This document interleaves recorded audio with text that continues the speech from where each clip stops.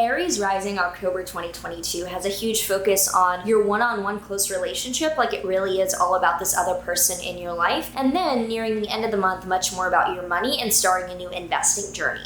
If you're excited to see what's coming up for you this October 2022, make sure that you like, subscribe, and hit that notification bell so that you are always up to date with what the stars have in store for you. Hi, I'm Maren. I'm an astrologer, and in this video, I'm using the tropical zodiac within whole sign houses as I practice mainly Hellenistic Greek astrology.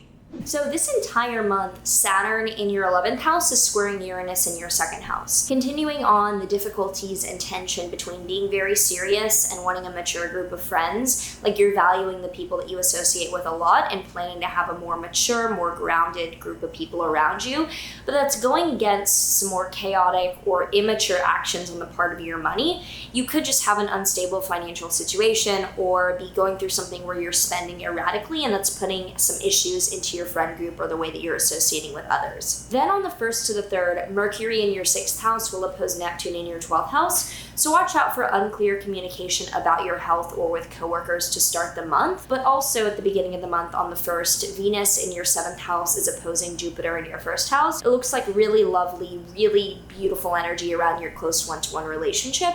If you're right now in a partnership, like you're dating someone or married or engaged to be married, this is really lovely for you teaching or opening up generosity to them and them just being very gracious and really lovely towards you.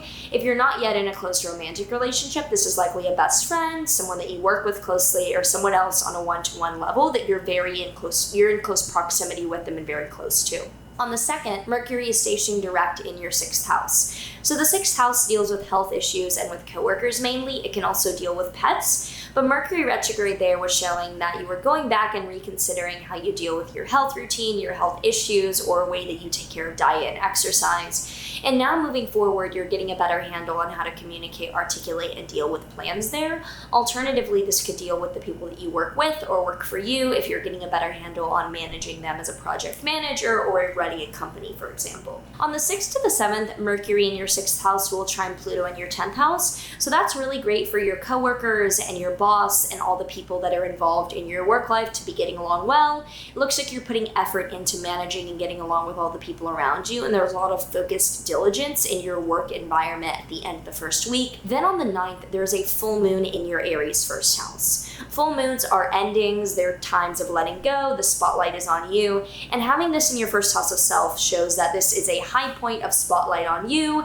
You might be celebrating something, you might be letting go of something, you might be announcing something, and it's tightly opposite Venus in your 7th house, so you might be celebrating something on a part of a partner, you might be celebrating your engagement, your 1 month anniversary of some kind, or it's just a special night for you and your one other person. So if you're looking to throw an event, throw a party, have people over, do anything important for yourself, the 9th is a really good day to do it, leading up to or a little bit following as well. Then from the 9th to the 15th, that whole week there, Mars in your 3rd house will be squaring Neptune in your 12th house. So you might be having this urge or need to get a lot done. You might need to be productive, busy, running around, needing to write things, needing to get a lot posted, a lot done. And mentally, you're a little bit tired, fatigued, and confused. That you feel like there's this urge and this need to get a lot done, but you're simply not able to perform at high speed because there's a little bit of an internal imposter syndrome or dialogue or fatigue that's inhibiting the pace a little bit of being able to get what you need to get done nearing the middle of the month. Then on the 11th, Mercury enters your Libra 7th house, adding even more planets and even more focus to that close one-on-one relationship in your life. And the second half of the month, 11th onward, has a ton of planets there in your Libra 7th house that make it really clear that hypothetically, I would say it looks like on the 9th with that full moon, you're proposing or getting proposed to or something like that where the relationship has a high point, and then you're dealing with that as you get closer and have more events going on in your relationship second half of the month.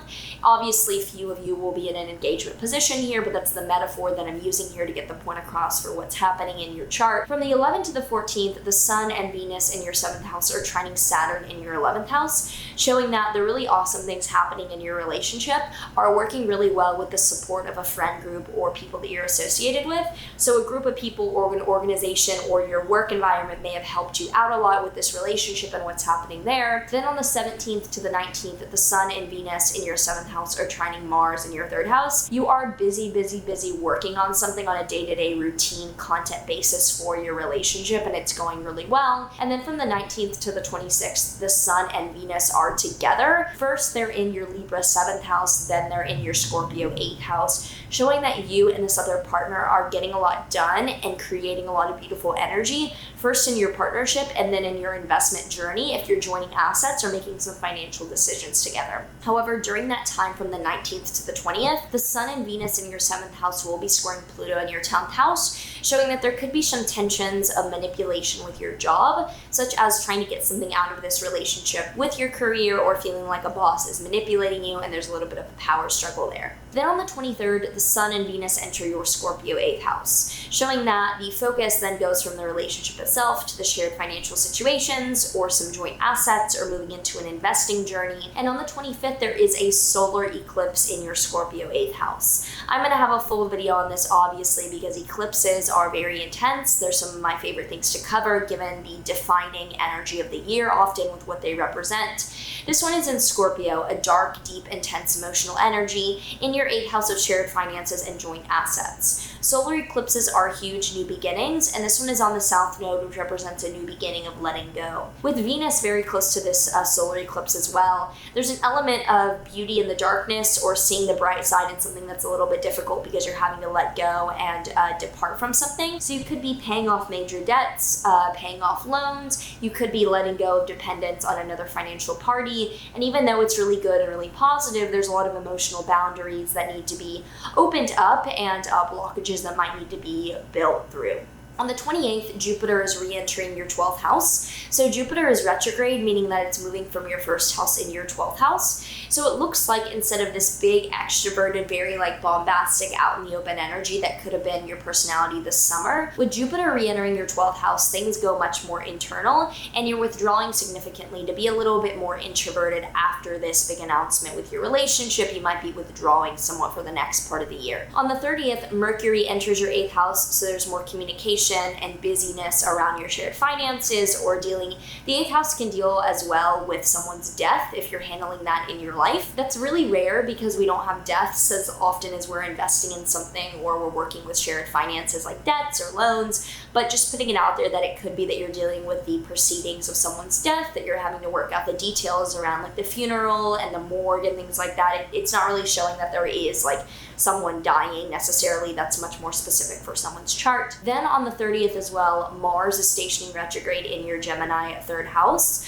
Mars has been there for a while, showing action, effort, and having to get a lot done on your day-to-day routine basis. And with it going retrograde, you're likely having to reconsider what kind of content, what kind of writing, what kind of day-to-day routine you're putting out there. You might be like, I really need to watch what kind of news and what kind of content I'm consuming because it doesn't feel good to me mentally, or really get down to how to refine, and I don't want to say biohack because I hate that way of thinking about things, but refine for biological support the way that you're living your day-to-day life. So if you have any thoughts, any predictions, or anything you want to share about what's coming up for you this month, feel free to leave that down below. We'd love to hear from you in the comments. The tarot card that we have here for Aries Risings, it is the Emperor. So the Emperor is actually Aries energy. It's associated with Aries. So I don't sound that excited because I'm a little tired. You're the first one, but I'm already tired. Phenomenal. The Emperor is a card of being an independent, assertive leader. It's a card of going for it and sitting on your throne. So if you're getting this card, this is a month of going for it. And I think that the metaphor I'm using with the 7th house so activated is you're going forward with proposing with this person, or you're going forward with really asking this person out, and it ends up being really positive and supportive. I hope that a lot of this is welcome news or fits in with your plans for this October already. If you haven't already, I would love to have you subscribe. I see a lot of you have not subscribed yet, and I would love to have you join the, I think we agreed on marinara sauce as our name. I don't know, I'm okay with it if you're okay with it. Anyway, take care, and I will see you in the next one. Oh, there is one.